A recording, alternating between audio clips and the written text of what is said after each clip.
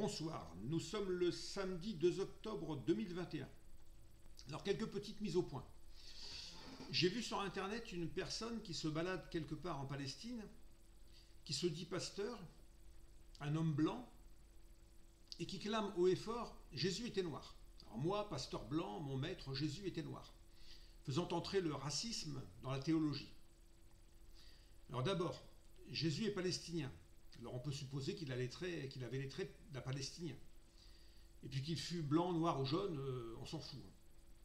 Mais surtout, premièrement, Jésus est né à l'intersection des 3 continents, faisant de lui un personnage universel. Deuxièmement, la version retenue de l'Église de l'histoire des rois mages, c'est qu'il y a 3 rois mages, un jaune, un blanc, un noir, qui se retrouvent pour rendre hommage au nouveau-né, montrant l'universalité du Christ.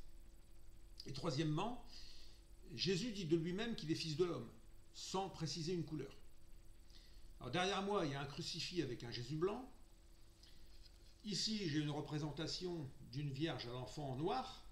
Alors, au Sainte-Marie de la Mer, il y a une Vierge au noir. Dans la Bible, c'est Sarah, qui est la mère d'Isaac, qui préfigure le Christ intérieur. Au Japon, on a une Vierge à l'enfant au trait japonais, c'est très flagrant. Au Mexique, la Vierge de Guadeloupe est métisse. Et puis s'il n'y a pas de Vierge à l'enfant inuit, il faut en faire une. S'il n'y a pas de Vierge et de Christ d'une peuplade quelconque, il faut le faire. Alors mon opinion, c'est qu'il y a un antiracisme qui pue. Un racisme qui transparaît camouflé par de l'antiracisme. Alors, autre sujet du même type, l'élitisme. Il y a de très nombreux juifs qui reprochent aux sionistes d'attirer sur eux les persécutions. Alors je rappelle, voir la vidéo numéro 2, vous reverrez la vidéo numéro 2, que les Israélites représentent nos pensées, qui suivent la loi et qui doivent investir, après le passage de la solitude existentielle, le désert de la conscience mentale, figuré par le désert du Sinaï dans la Bible, donc les Israélites doivent investir Jéricho, le royaume des cieux intérieurs.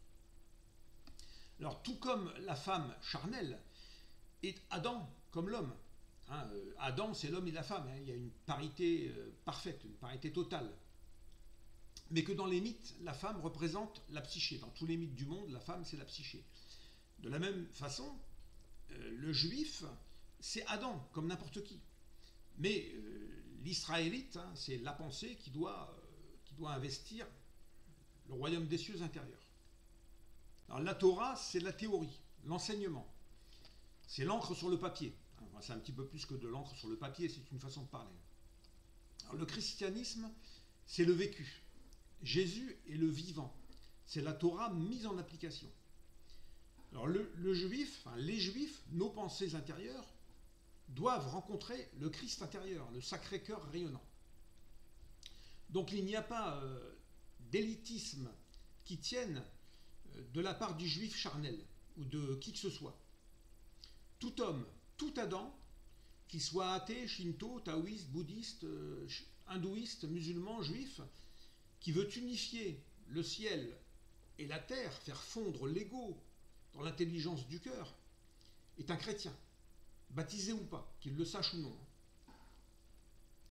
Et une personne comme Jacques Attali, qui rêve de mondialisme et de sa capitale à Jérusalem, la ville de la dispute, du chaos, ville de la vanité, par rapport à l'humilité représentée par Jéricho, Jacques Attali commet une erreur monumentale, une faute.